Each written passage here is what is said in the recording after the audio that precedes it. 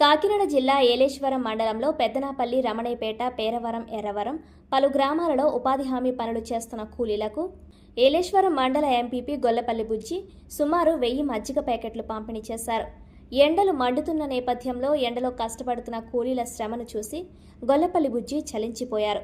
స్వయంగా ఆయనే పొలాల్లోకి వెళ్లి అక్కడున్న మహిళలు, పురుషులు, కూలీలందరికీ శ్రీ సీతా ఈశ్వరి చారిటబుల్ ట్రస్ట్ ద్వారా మజ్జిగ ప్యాకెట్లు పంపిణీ చేశారు. ఈ సందర్భంగా ఆయన మాట్లాడుతూ, ఎండ తీవ్రత దృష్ట్యా ఏలేశ్వరం మండల వ్యాప్తంగా గ్రామాల్లో పనిచేస్తున్న కూలీలకు ప్రతిరోజు శ్రీ సీతా ఈశ్వరి చారిటబుల్ ట్రస్ట్ ద్వారా మజ్జిగ పంపిణీ కార్యక్రమం చేస్తామన్నారు.